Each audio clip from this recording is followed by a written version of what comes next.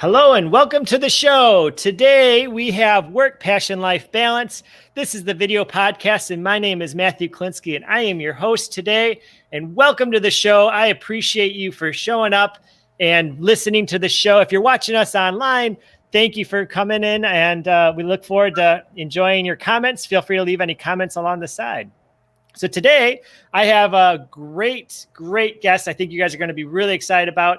His name is Jeffrey Carlson. And he actually lives in Minnesota. So we're bridging over time zones to get to Jeff. And he is a super lawyer by Minnesota law and politics for his last 18 consecutive years. But more impressively, he has had 30 years of workers' comp defense practice. And he recently changed his He recently changed his career, found his passion, and started a company called Employerconsultcom. And so today we're going to learn a little bit about his experiences, how he learned to grow his attorney firm, and then also why did he switch to Employerconsultcom? That's what I want to know today. So without further ado, we're going to bring on Jeff Carlson. Hey, Matthew. How are you? I'm doing well. Thanks for having me today. Sorry, I fumbled my words a little bit. It's been a long day. No problem. So, Jeff, how are you today? Where are you at? And tell us a little bit about yourself. Sure. Well, I'm in sunny Minneapolis. I'm happy to be saying that. It's been really good weather lately, and we've had a great summer, and the fall's turning beautiful. The maple leaves are orange and red and yellow, and it's just a great day. So happy to be with you today, and things are going really well. Very good. Well, thanks again for joining us. You know, the way just for our audience update, the way we met was through LinkedIn. And, Jeff was talking about this brand new company. He's super excited. And when we got into talking about it, his story, your story, Jeff, is just so cool in the fact that you had this ultra successful life and then you made that transition. And so give us a little history about your previous career before your new company. Yeah, well, I was at a firm, Brown & Carlson, and I started at Brown & Carlson when the firm was 6 months into its existence. It was previously Brown & Holman, and when I came on, there were about 5 attorneys at the firm, and Doug and Dave had 2 big clients. And when I came over, I brought, 68 different files and clients with me. And then a couple of years later, Dave Holman went to American Family to be in their office of general counsel, and it turned into Brown & Carlson. So yeah, it was interesting. It was a little bit hectic and a little bit nerve-wracking, but it was just fantastic. And I really loved and continue to love that firm. And it was I was kind of the guy that always had the growth vision. I wanted to go to Brown & Carlson, and my goal was to make it the biggest work comp defense firm in the state, have a representative client share, and have a really cool, unusual culture. You think about culture in a law firm, and it's a bunch of lawyers doing law stuff and people grinding it out. And I wanted to have a different culture at the firm. So, we've had lots of people make the firm successful. It wasn't just me. I was just a small part of that. But the goal really was to make it an unusual firm and grow the firm and have a great set of clientele, and we really did have that. So it sounded like you almost had a growth-based vision or entrepreneurial vision, even when you were when you were starting to grow the firm.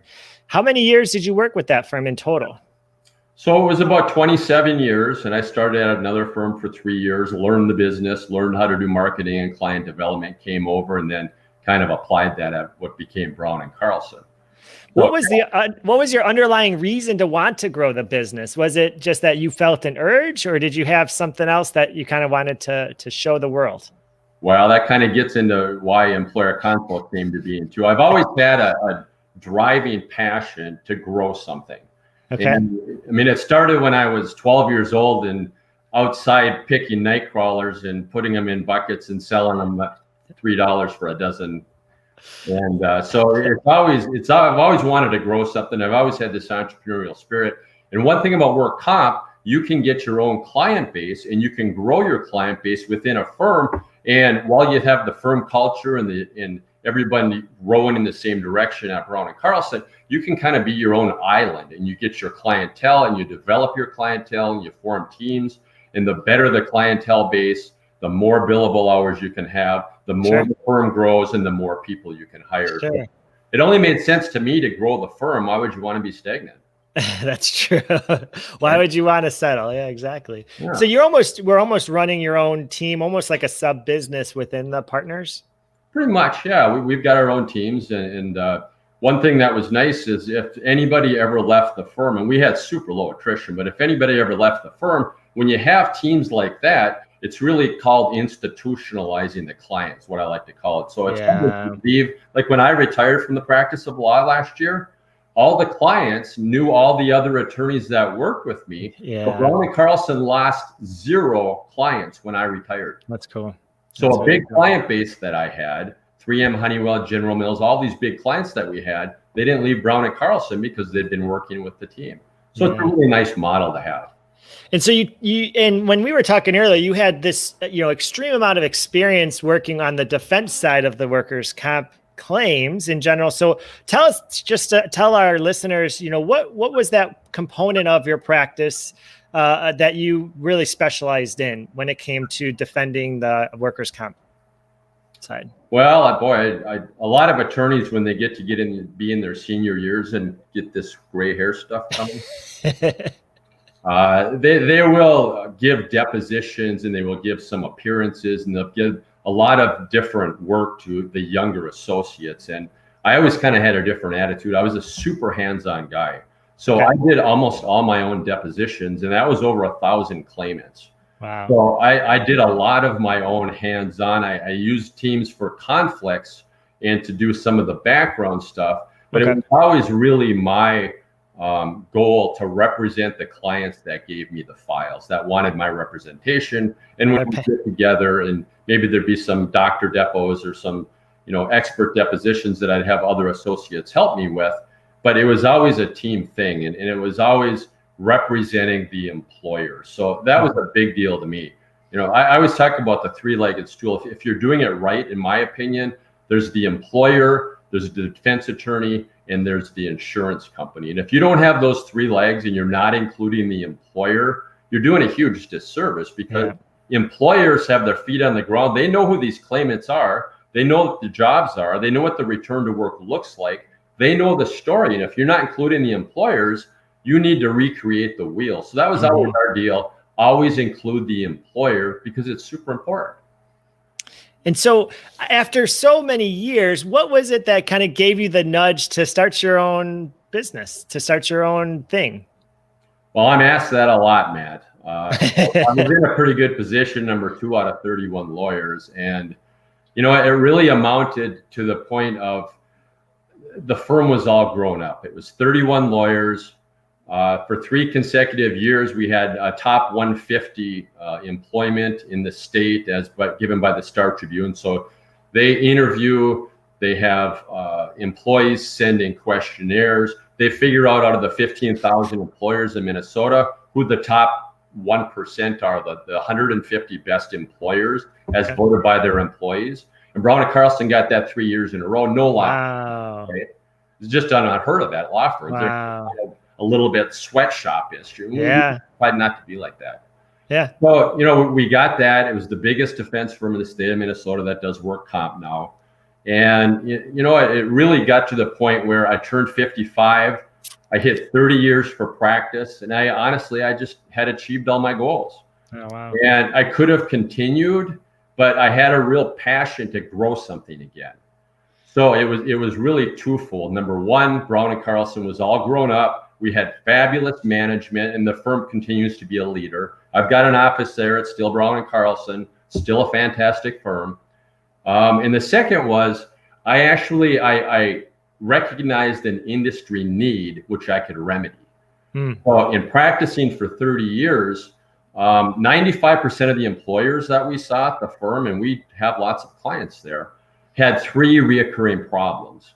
Number one, they started the post-injury process on the wrong footing because they used old generic forms, injury reports and accident investigation reports. Sure. Number 2, they typically did a fairly poor job of alleviating employee concerns.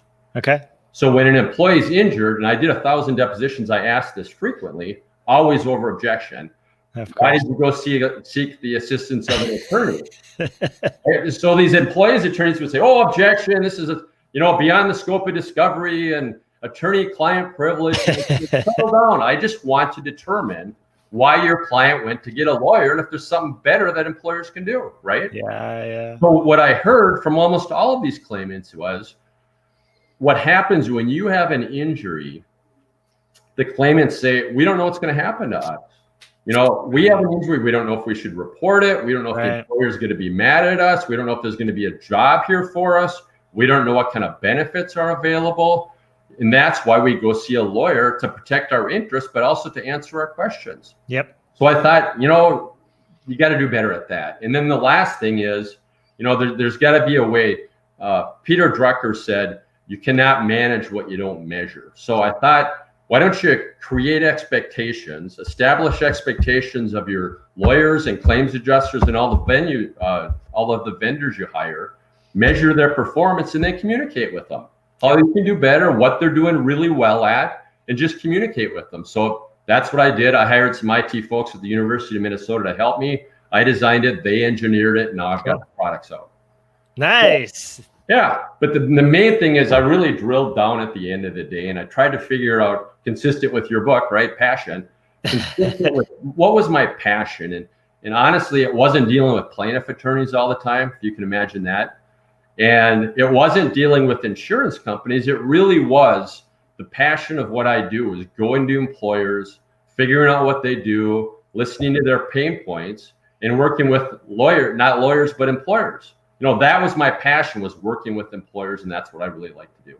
Right. And probably it goes a little deeper in that, because I always define passion as the relationship with yourself, whereas work is that selfless type of relationship. And then life is really mutually beneficial relationships. And so I know everybody has a different definition of how they address it, but probably the way you're describing it, you probably can go a layer deeper in saying that you are, a problem solving an issue on scale, right? And the issue on scale is the relationship between the employer and employee, and what employers should do. Almost, it's it's fascinating to see that was probably irking at you every day, right? Every day you had to do this supposition. Why did you use the form from 1972? This is 2005. Yep, exactly. Or, hey, the last decade, we've made some small changes. You should get the updated forms and processes in place.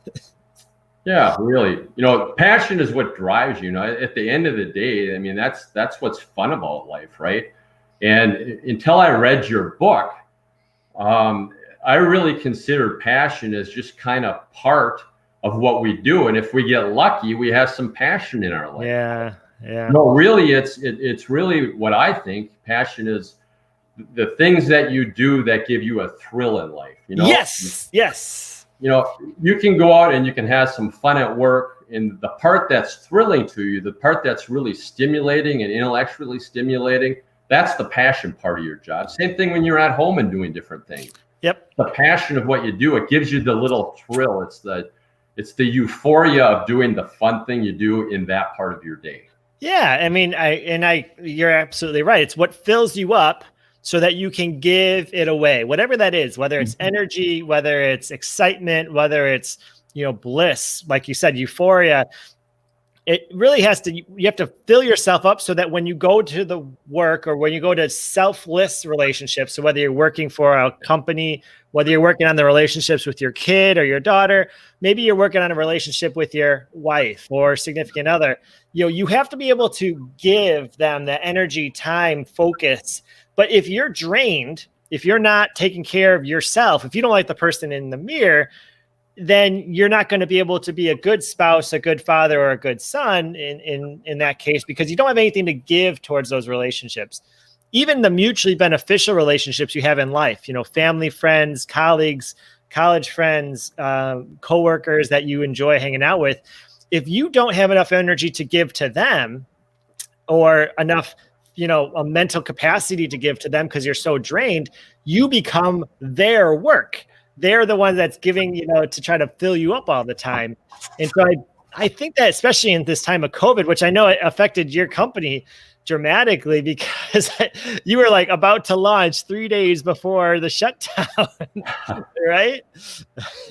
Well, it was interesting. I was really blessed coming out of Brown and Carlson. I had a big Fortune 500 company say, I want to be your first client. So that was great. I was able to drill down and really refine my products when I was with this company for 9 months. And then I came out and I was ready to launch it nationwide, and boom, COVID hit. Yeah. So I put everything on hold, and it's fine. I've been able to build up my LinkedIn followers to over 4,000, and everything's nice. working out great. So it wasn't the most fantastic timing, but things are going fabulously, and I'm really, really happy about things. Well, I think that goes to my point in that when in the shutdown of COVID, people had more time at home. They had less time at work, whether they were working at home or not. They had less social interactions. And so what was left was the relationship with themselves. And if you identified your passion, you were excelling during this time. But the majority of people who don't have an identified passion, they don't think about themselves as a relationship. They don't have the things that fill them up. They felt isolated, lonely, anxious, depressed. And I saw it all the time in the hospital, taking care of patients. Patients are just saying like, I have, 6 months of depression, anxiety. And I'm like, well, what do you do for fun? They're like, well, I work or I hang out with these friends. And I said, well, what's your relationship like with yourself? And that's the key. And just the fact that you've been able to excel during the last 6 months shows that you're on that passion project. You're on that something that makes you tick. It gives you energy. It fills you up. And I bet you if you asked your family members, they would all say that you've been a better dad and spouse and a son. And, I bet you would say that your friends are actually think that you're a better friend than you were because you're filled up and now you can give more to those relationships. Well, that makes a lot of sense. I don't know that my 17-year-old senior daughter in high school, who is doing half remote learning from home while I'm home, would agree with that. Hopefully I'm a better father, but we see a lot of one another right now. Yeah, I'm sure you are. You are. Well, but until I read your book, I never really considered it as a separate element and considered it to be something that you should work on for yourself to make yourself a better person. Yeah. In reading that, and I figured that, when I had this elation of doing the things I like to do, it's just the time that I was in my sweet spot. It was my euphoria, and that's doing what I do. And now it's oddly turned into Zoom calls. So I meet with these employers over Zoom. I get to hear about their pain points and what their business is all about. And I have found that to be cathartic. I've really enjoyed it, and I never thought it would. Cool. That means you're in a good spot then. Yeah. I always talk about the difference between a skill set that you can make money from and your passion. And this is actually a great example of what I usually do. I usually give an example of an accountant. If you're an accountant and your passion is gardening, you could be an accountant and you have that skill set to be paid and work for employers. But imagine the difference between an accountant who works for a gardening store with other gardeners as a hobby and a passion versus accountant that works for the law firm, right? There's two totally different opportunities. They both need bookkeeping. They both need accounting services. They both need number crunching. But the person who has the passion for gardening, if they just choose to work for the gardening company or the Home Depot, the Lowe's, whatever Menards up in Minnesota, whatever those companies are that bring them just a little bit more joy in their day. Maybe they have more colleagues that have similar interests. That person who works for that store versus the accountant that works for a law firm, nothing against law firms, but you can see the difference is that there's going to be a dramatic difference between their life satisfaction. And I don't think anybody can deny that. Right. I totally agree with that. A lot of people, including my family and myself, basically would always say, Jeff, you love business way more than you love lawyering. And I get that too. A white noise. What I love to do is go to businesses and see how the widgets were made, to see how this really works. That to me is great, and that's why I was passionate for 30 years at Brown and Carlson, and Yeah. what I'm doing now, right? Well, I admit that I have two passions: patient care and entrepreneurship. Patient care, though, is not the same as being a doctor. And I think that's probably the same way that you're saying it. I like out of a 12-hour shift that I do, I like 2 hours or 3 hours of patient care, of talking with the patient, of caring for them. The 9 hours of paperwork and, documentation, I can go without. I call that part the work part. But the patient care is what I really care about. That's why I go to the hospital. I'm sure it's very similar. You could take the questions about attorney, the puzzle about law, the approach of law firm and workers' comp claims, and like piece it together. And that's the challenge, I bet, that you like. Right. I did like that a lot. I didn't like the paperwork and keeping track of hours and those types of things, but I'm a really competitive person by nature. Yeah. And what I liked the best was winning. So I loved winning at a trial. And most work comp cases settle. So the second best thing for me was settling as far below authority as possible.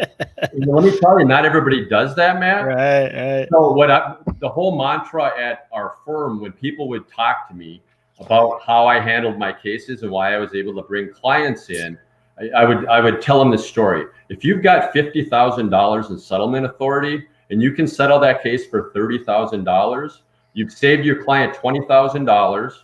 Their experience modification rating isn't going to be as high. Yep. They know that you treat their money like it's their own. Yep. And best, you do that 10 times, that's $200,000. But best, when they have another lawsuit, they're going to hire you to represent them time after time.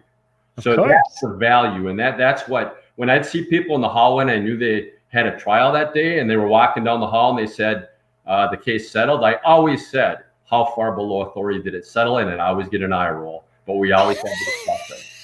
So at least they knew it was coming. At least they knew it was coming. Yeah, they did. And I'm sure they're happy not to see me walk in the halls. So do you miss it? Do you miss that, that being in the pit fighting for them?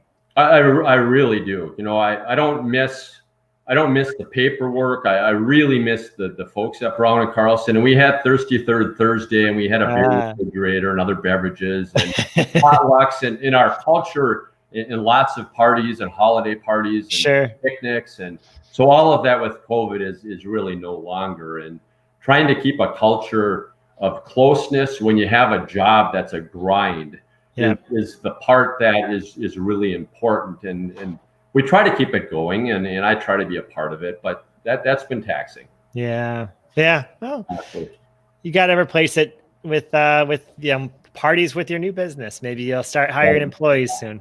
I have played a little more golf, but it hasn't improved my game much. Yeah, well, it takes a while. It actually, golf is one of those games where the more you play, the worse you get. Until you get really good. Like you have to get like 100 games a year before you start improving. It is a game of repetition. I do see that. So, what else do you do in your free time? Yeah, what else besides growing your business? What else? I do have a little bit of a need for speed. 3 times a year I go up to a local Brainerd International Raceway, and I've got a 2012 Porsche 911 that I track. Oh, nice! I just got back from doing that last weekend for 3 days, and cool. That is super fun. When I retired from the practice of law, I started taking electric guitar lessons. Oh, cool. Yeah, so that was something I always wanted to do. We spent a lot of time with the family up at the cabin in northern Minnesota, and of course, everybody in Minnesota has a cabin up in northern Minnesota. Right. That's what we love, and we've got a wakeboard boat, so we do some surfing behind that. And I tell you, that's great because it's an old man sport. It's an old sport. If you're water skiing, you're going 30 miles an hour. If you're wake surfing, you're going 9.6 miles an hour. So when you wipe out or you lose the sweet spot, it doesn't hurt too much. You don't hurt yourself. Well, I've acclimated to old man sports a little bit. I'm playing golf. So there are those types of things. You're young at heart, Jeff. You're young at heart. I am. How about yourself? What do you do, Matt? Well, I have a 6-month-old, or now actually it's going to be 8 months next week, and a 2.5-year-old. So I enjoy sleeping whenever possible, but I still don't sleep through the night. It's tough, being in a different spot with having two young kids. It just, your priorities are different, and I'm adjusting. I'm learning as I go too. In addition to starting businesses as fast as I can, and I want to, I still have to make sure that I spend the time with my family that they deserve and that I want to spend time with them. And so, I've had those hard lessons in the past where when you don't spend time with family, it bites you, and you can't get that life satisfaction. So my whole goal is to be present in my kids' life as early as possible. And, but I do like going to the beach down in Florida here. We have good beaches. I do enjoy fishing, although I haven't gone out too much. Don't have a boat in Tampa yet, but hopefully that's on the bucket list in the near couple of years. We'll see. Nice. I love fishing off of Florida. They're saltwater fishing. Oh, it's you awesome. never know what you're going to catch. It's always a thrill. It's always interesting to pull the fish up and see what you've got on the line. Yeah, it's cool. And you could do, inshore and outshore, and I've done both on charters, and it's fun. It's a good time. Nice. So you said starting up companies. So tell us how many companies do you have now, and how many do you have in mind? And tell me a little bit. I'm putting things on hold for now, but it's always been in the HR space. So USA Staffing Services is my main company. Started it 10 years ago. And that one's the one that I spend most of my time on. But then I kind of started an investment arm for me, and investing in HR businesses, HR technologies. And then I recently sold a part of my business last year, one of my businesses in 2019. So kind of having now, I know this isn't really answering your question, but it's really just a matter of finding opportunities and looking at them. So right now I'm looking to create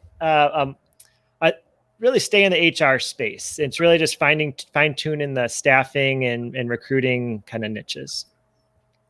But I always, wanted to own a hospital. I think that is one of my goals, that I want to own equity portion of a hospital and run it. I've said that since I've been 30, and now I'm going to turn 37 next week.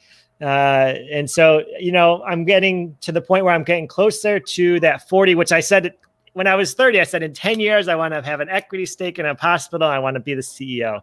And so that's my kind of big, hairy goal that I'm striving for. And so everything I work towards is kind of working towards that goal. Your big BHOG, big, hairy, audacious goal. Audacious goal. Yeah, that's right. BHAG. Yeah. Yeah.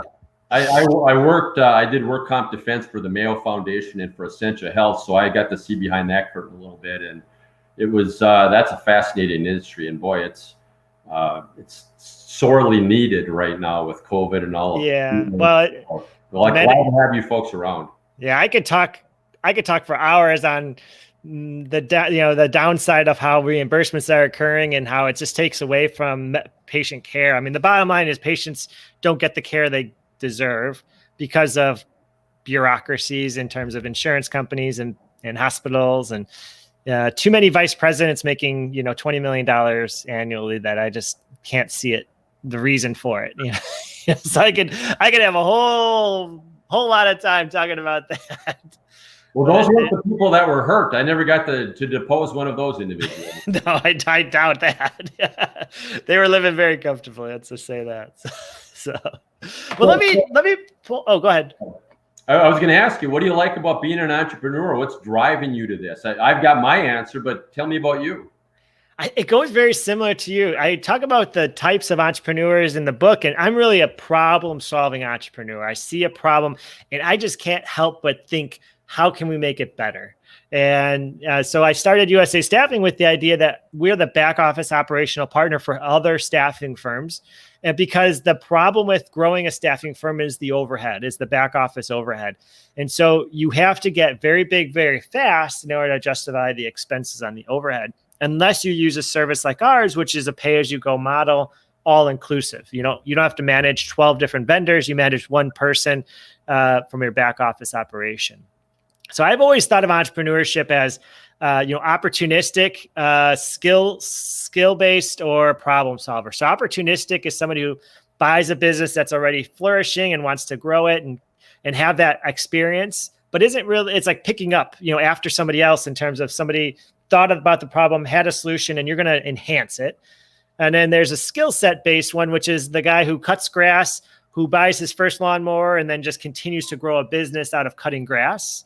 I think that's a great entrepreneur opportunity. And then there's the problem solving entrepreneurs, which sees the world differently. And you are very similar to that, I believe. You see the world differently through a different lens. And I always see the what ifs, or, hey, that could be better, or, hey, this is the best way to do it. Why is nobody thinking about it? And so when I started USA 10 years ago, I couldn't find anybody else doing this type of service. Now there's maybe 4 or 5 competitors, but they're really not even competitors. They're just similar industries as us. But so I think that being a visionary has a benefit of seeing through a different lens, and that helps opportunistic entrepreneurs kind of see the opportunities in the future. Yeah, that makes sense. For me, the great fun part about doing work comp defense is each time I'd get a new file, right? I'd get a new employer that wanted me to represent him, and the insurance company sent it over. And each one of those files that would come to me were markedly different. Some employers would give a lot of what I call actionable information to give me a lot of background on how the injury happened and what they did in follow-up and all that. And others just gave me nothing. So I could always tell right away if we were going to make a lot of money off a file or we weren't. And I got to thinking, why wouldn't employers always try to minimize the attorneys having, through discovery, recreating the wheel? And that kind of always stuck with me. And I'm like, boy, there's got to be a way to do this stuff. So it was opportunistic. Really, you're right. Yeah. Let me pull up your website just so you can talk a little bit about it. And because this is exactly what you do. You kind of, you streamline everything into the point. So tell us so it's Employerconsultcom. Tell us where we can go on the website to see your services. Well, go to the products page, I suppose. Product. And the thing about the products that I've developed, and I have services to implement and drill down on that as well, but the products is really kind of the main gist. And I really wanted to have products that were going to help employers, but they had to have value. It had to be a one-time expense. Oh, no, there's a cringe. Hey, there he is. Let me tell you about that. So I think you look younger now than you do then. It had to be a one-time expense. It's not state-specific. You can use it in all the states in the United States. And it had to be something that had an immediate return on investment. So all of the products do have just that. And we've got the injury report, we've got the accident investigation report, and we've got the goals and roles. So the goals and roles is, like I talked about, these claimants saying, I don't know what's going to happen to me after an injury, right? And after the injury happens, you should be sitting down with them and going through a checklist of, here are our mutual goals. We want to get you back to work. We want you to be healthy, not just for work, but being at home with your children, playing tennis, golf, whatever you do. We want you to be healthy. Here's the role of everyone that's going to be in it. You're going to have a nurse case manager. You're going to have a claims adjuster. This isn't a bad thing. This shouldn't make you nervous. This is all a vehicle to help you so that you have an opportunity to get back to work and get back to health, right? Yeah. And then we've got the second, we've got a tier is a way for you to actually create expectations and measure the results and performance of your claims adjusters and your attorneys. And it really gives you an opportunity to reward the best attorneys and best claims adjusters with high grades and to drill down on maybe the areas that they're not as good at. Yep. If you scroll up, you'll see that there's a video in the middle of that products page. And I tell you, I hired a company and I tried to go professional, but every time I watch this, I have 2 thoughts. Number one, who is that old guy? And the second thought is, how does he sound that way? You always think you've got this melodic, beautiful baritone, voice, and it's not always the case. So, well, when I hear myself back on these podcasts, I feel the same way. I was like, who's the guy interviewing? This wasn't me, was it? Right. So the website does, I think, a decent job of kind of educating what it is. It gives some value to employers, and it really talks about, what you can do to change your platform. It's very easy to implement. It's a one-time expense. These products you can use for 15 plus years, so you amortize it down to a monthly basis. It's really a minimal investment. So, like I say, that one Fortune 5. That one Fortune 500 company that hired me, they're using it in 11 states now. So it's been great. Cool. Any specific company or customer that you're looking for? Really, small ones will like the tier 1 that have the reports and the golden roles. The ones that have more adjuster experience will be the middle one, and then the ones that have some litigated files will be the tier 3. But really, it's not any customer base. I wanted to make it really broad.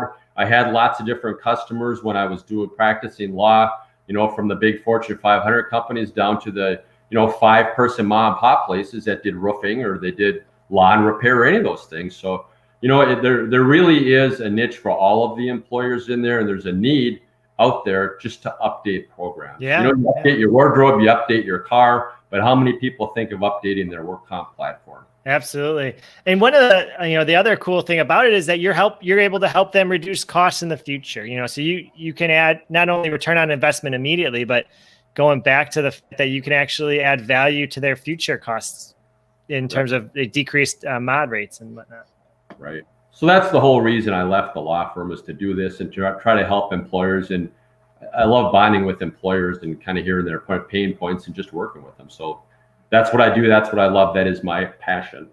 Hey, let me ask you a question. If you were to talk to a customer or client right now, and they were looking at getting an attorney to represent them, what type of questions should, a customer or client be asking their attorneys, just to kind of verify that they know what they're talking about? Yeah, well, there's a whole platform of different type of things, and that's what the criteria are for the performance matrix. It's got the gold standard criteria for lawyers. I got 32 of them. You can use those to ask attorneys questions. Okay. And then for adjusters, I've got 25.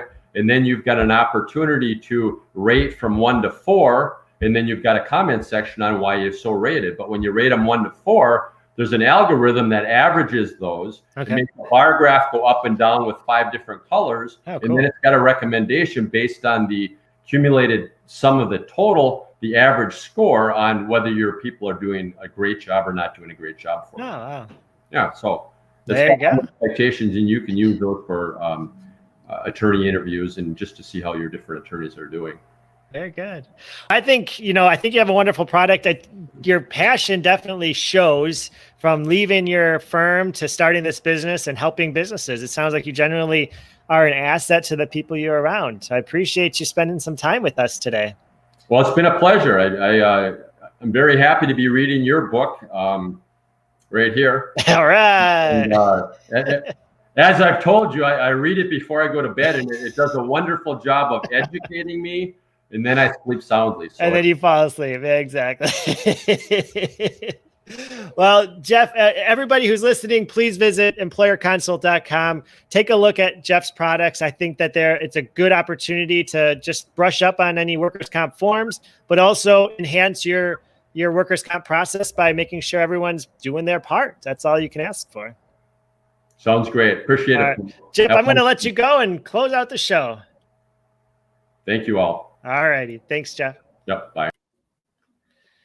Well, you hear it first. Jeff Carlson, he's fascinating in the fact that he had 30 years of workers' comp defense attorney practice, and he left that to start his own business, Employerconsult.com. You see, I had a great conversation with him last week. And that's why I invited him on the show, really just to hear his story in a little bit more detail, understand the fact that he decided to be this entrepreneur and really went out on his own, and he's there helping other businesses. So this has been Work, Passion, Life Balance, the video podcast. Thank you for watching, and feel free to subscribe and follow us on Facebook. Thank you.